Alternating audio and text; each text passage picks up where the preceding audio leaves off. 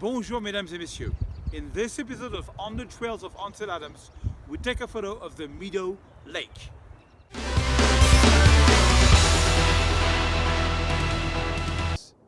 Bonjour mesdames et messieurs, my name is Serge Ramelli. I'm a French photographer living in the beautiful city of Paris, France.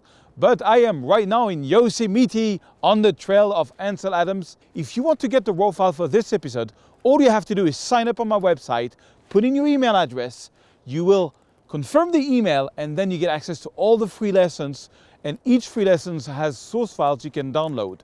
And you will also get my daily newsletter with all kinds of trips and amazing discounts for my premium courses. Okay, so I'm very excited because today the weather is much nicer than yesterday where it was raining all the time. We have a nice blue sky, and often when I want to shoot during the day, and because I'm doing On the Trail of Ansel Adams, I'm going to be shooting black and white. But very nice blue sky like this can make really cool black and white photos. The thing is, what you see behind me is the back of El Capitan. And we came to this very nice place where it's very open, and I want to find a right framing. Always the difficulty is finding the foreground element. But I'm also going to shoot with ND 1000. I want to try that because it just makes that extra stretchy clouds or very flat water. There's water over there. I'm going to see if I can get that as a foreground element. And the ND filter is going to help me make it like a mirror. I actually came to take this waterfall that you see here, but the light was nicer behind me, so I'm going to try shooting this way. I always follow the clouds. I always follow the light. Then I find the subject. The light is nice over there. I'm going to look for a subject there. When the light is going to be good there, I'll find a subject there. Always follow the light. Everything is beautiful here. What you want is a nice light. And there is a nice light, a nice cloud formation behind me. So let's hunt for the photo, mesdames et messieurs.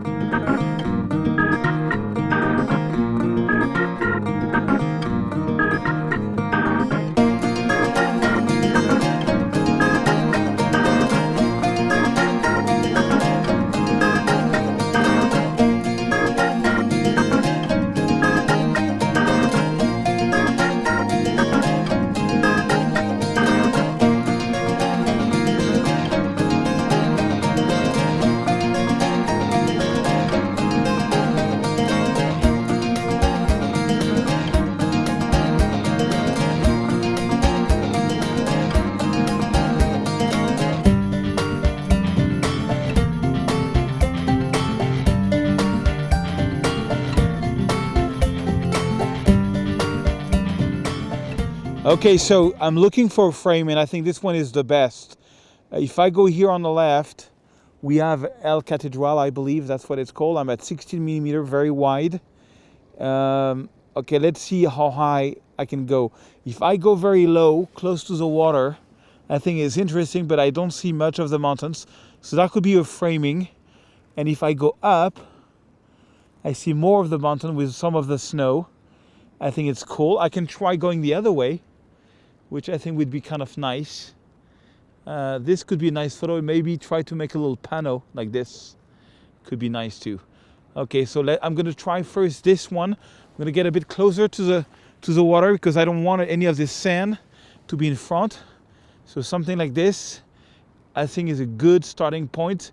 And with the ND filter, it's going to give me that extra reflection on the water and that extra stretching clouds. So let's check that out, and maybe I'm going to take one photo, 2 photos, and 3 photos. That could be interesting, or try just to take one photo like this. I'm actually going to try both. But I like that. You see that little tree sticking out, you know, with the reflection in the water. I think it can be a very interesting framing. So let's give that a try. All right, so I put on the ND filter, and I took one first photo, which I really like. I'm at about 20 seconds of exposure with f16 ND 1000, but it's so bright that it would only take me up to 20 seconds, but I still get the mirror effect. Let me show you. I'm going to take out the filter so you can see what I'm talking about, the difference that it makes in a photo with or without the filter. It's huge. For me, it makes that extra magic that I was looking for. So what I'm going to do now that I know that at 20 seconds at f16 or 30 seconds at f22, I get a nice mirror water and some nice cloud formation. I'm just going to take photos because the cloud changes all the time, so it's going to make different photos every time. And so I have some choice in Lightroom which one is the best. And then I think I'm going to go around the other way and take the waterfall the other way. That could be maybe interesting because right now it's still very foggy, but it might clear up a little bit later on. So we'll try that also.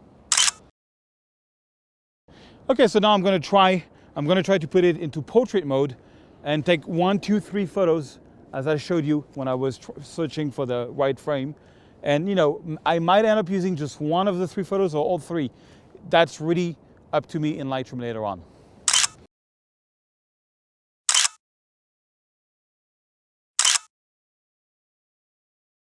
Mesdames et messieurs, so before we get into choosing and retouching this photo, I just want to remind you, if you go over to my website, photoserge.com, and you click on my gear, you come to this page, which is all the gear that I use. And on top, you can see that there is a Creative Cloud Photography Authorized Affinity Partner with Adobe.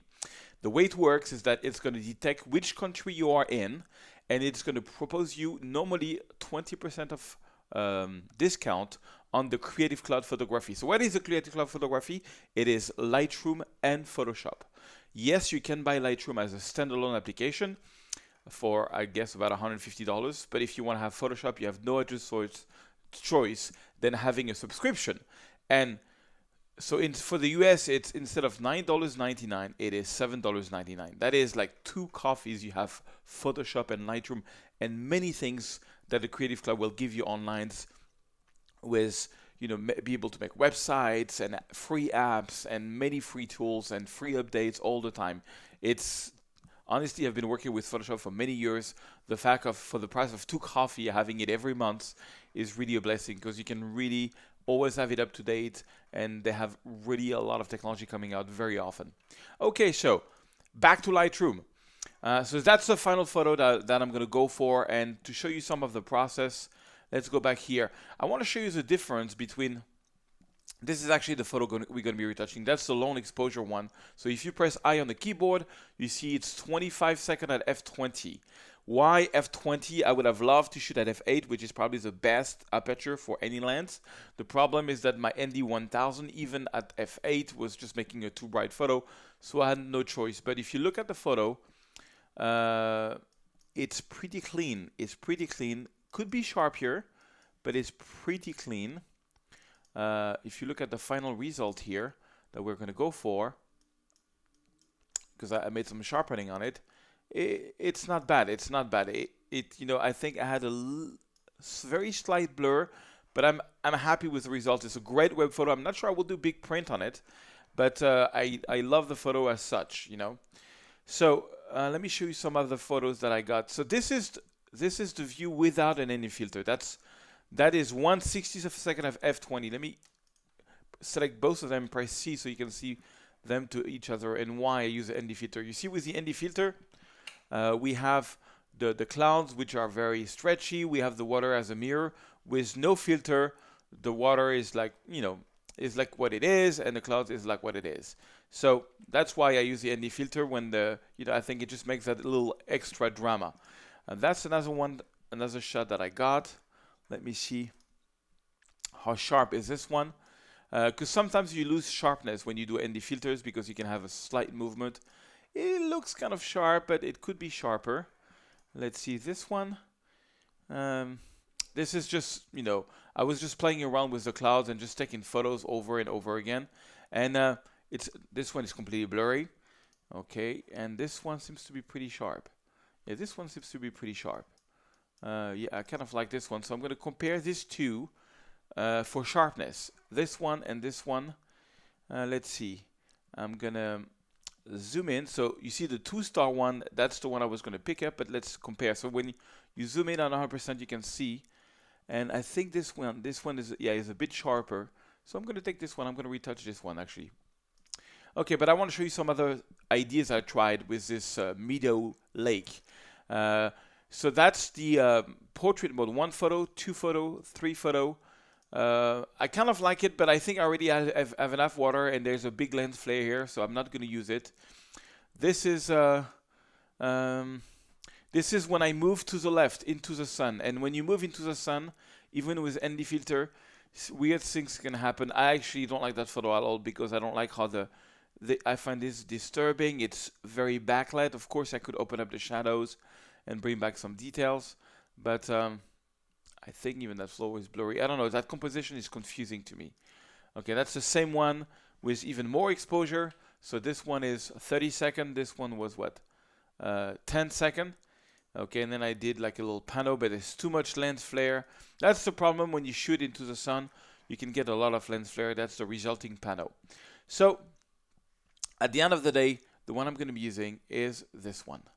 Okay, and yeah, that's the one that was kind of pretty sharp. Yeah, that one was pretty sharp. So first thing first, I'm going to go to the develop module, and I can try using my Ansel Adams Yosemite presets. Look at this one. But on this one, I'm going to show you from the start how I'm going to retouch it. So I'm going to not use a preset, but you can have this preset. Let me show you what they look like with the preset. So that's just a basic preset. And then we have the gradient filter. And then we have the dark, the light, and the middle retouching with this one. I think the middle retouching would work pretty fine. So you can just install this, follow the instruction from the first video on the Yosemite series, and if you subscribe to my newsletter, you can get all these presets for free. And voila. So let's start. It's going to be very fast. So the first thing I think I want to do is I want to do my black and white conversion. A little trick that I like is if you want to make the sky a bit dark, before you do your black and white conversion, you can just take your white balance and make your photo very blue. Because anything which is going to be blue is going to become dark. So I just add a bit of blue, and then I go into my black and white, which is here. Voila. And then I take this tool, the targeted tool, I click on my sky, and I make it, and I drag down to make it very dark. Okay, but you see how blue is at 49? That's already a very risky value. I usually don't try to go over 40. Okay, that's a starting point. Then I'm ready to do my regular workflow, which is, open the shadows, bring down the highlights. Okay, hold on the Alt key and do my black point. I want a really strong black point on this one. Anything which you see here is black, meaning it's going to be pure black. So I want this to be pure black, and then just add some white. Okay, now I'm going to crop this photo because I have too much water, and I wanted to make it a bit more panorama so we see more of what's going on. Okay, then I have to clean up the photo because I had a lot of spots on this one, so I'm going to use visualize spots, and here I go. I have the little spot, and you clean up. Now it's my mistake. I should have made sure my filter was more clean, especially when you shoot like at f20. If there is any dust, it's going to be very visible, but we can always clean it up. I always first like to clean it up with the spot heating brush tool, like this. And here is a huge spot. And actually clean it up the next day. And when I have too much, I just jump into Photoshop because it's faster to do it in Photoshop. But okay, this is pretty good. Let me see if I see any spots left. Looks like there is something here that was not taken care of. Okay, so when it's the case I cannot go over this, I'm gonna go into the tool and show never. Never is not gonna show me when I take a spot out, and I'm gonna clean this one and clean this one. Yeah, you want to make sure it's really clean. I'll make this a little bigger. And yeah, and I zoom in a lot when I do prints. I have ruined so many prints with bad spots because I change lens a lot. Okay, so that's good. I cleaned up the spots. Now we need to make this more drama. Right now we are very much into the grayish. So I'm going to go into the radial filter, and I'm going to make one big, not the radial filter, the graded filter. And I'm going to make one big radial filter, and I'm just going to lower the exposure because I want to make that sky even more black. Maybe not so much. Voila. You can see the before and after the graded filter. Just, it's a bit too much. I just want to get a little bit more. Ansel Adams used an orange filter, so he had a lot of very black sky, which I'm trying to mimic here. Oh, I'm sorry. And here I'm going to do another filter. I want to darken the bottom of the photo. Voila, it's going to make the mirror, it's going to make a more interesting light. So one graded filter here, one graded filter there. I think I'm going to boost seriously the contrast of this photo. I really want it to be very contrasty. And on this one, I'm really happy about because there is a lot of variation of tones. So you know how I do a lot of variation usually with graded filters. On this one, I don't need so much. However, I want to take a little brush here and make just this. You see, everything's at 0 except this brush. I just want to make the reflection in the water even stronger because I think it just makes the photo pop even more. Let me show you before the brush stroke. After the brush stroke, it's a bit too much. So I'm going to take it down. Voila. I might lower the entire photo a little bit and just boost the whites a little bit. But you know, this is how I retouched it the first time, and this is so that was my first attempt of retouching another photo, but I found this one was a bit brighter. So that's my second time, and this one is a bit sharper, but I'm gonna add even more contrast. I really want to go for a very contrasty look on this one because I've got lots of tones. Nothing works fine. I think I'm not going to use the underexposure. I think I'm going to leave it this way and maybe bring back the whites. Yeah, I don't want any whites to be burned. Okay, so voila, I'm going to zoom in now and I'm going to use, because it could be sharper. So on this one, I'm going to really go, I'm going to go like 80 on sharpening. And I think I could even print it, you know, but you see it does weird things. You have to watch for the sharpening. It does weird things. So don't forget to mask. So I'm going to mask a lot. I only want the sharpening to be on the biggest details. So I'm going to mask a lot. I'm going to go like almost 65 on the masking. And you see I still have something weird there. So I'm just going to back down the sharpening until I don't have it. I mean, honestly, this, yeah. Yeah, no, I don't have it there. But again, because I move slightly, and the reason I move slightly is sometimes when you do long exposure, you just have to make sure your camera, I don't have I mean, my tripod is pretty steady, but it's very light. So there was a bit of wind, so I should have put the tripod, you know, the middle head completely low, and, you know, just take a couple photos and maybe try shorter exposure until you have it sharp. You know, for very long exposure, it's good to have a very, very heavy tripod. But when I travel, I want to have a very light one. I have also a very heavy one, but I never use it. But honestly, I'm pretty happy with the photo. It's going to work great on Instagram or 500px, you know. It's a good photo, but I wouldn't print it because it's not sharp enough for me. But anyway, I'm going to give you the raw file so you can see for yourself and play around with it. And that's the photo. I still really like it a lot. And I hope you enjoy this. If you want to see more of my Lightroom work, I have a course that I want to show you, which you find on my tutorials if you go to my website. It's called the Lightroom CC Complete Training. And it's over 5 hours of training on Lightroom. And I'm going to give you an additional discount if you put in the code PLP247. PLP247. Voila, I hope you enjoyed this tutorial. And I really like the photo at the end. It's really a very nice photo and I find one of the photos that has the most look of the Ansel Adams. I'm right now looking and studying all of his books, and I find this one has really a bit more of an Ansel Adams look to it. Anyways, I'm still learning from the master. He's such an inspiring man, and I hope I give him justice. I hope you learned something, and I'll see you in another episode, mesdames et messieurs. Do you want to get hundreds of raw files from all over the place where you can play around with? Do you want to get amazing free Lightroom presets, free brushes, free Photoshop actions? All you have to do is enter your email address. You will receive an email. You can then create an account, and then you can access this free lesson tab. You can choose from over 200 free lessons.